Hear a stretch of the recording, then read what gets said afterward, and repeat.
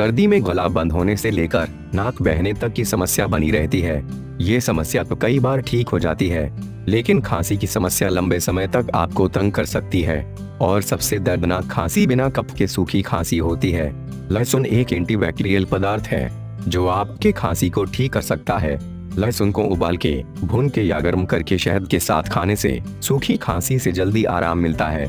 नींबू और शहद के मिश्रण के सेवन से आपको खांसी और खराश से राहत मिल सकती है।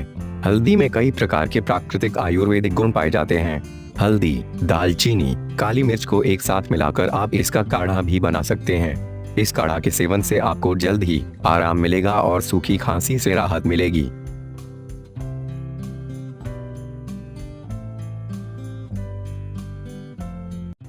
आज की ताजा खबर पाने के लिए इस चैनल को सब्सक्राइब कीजिए।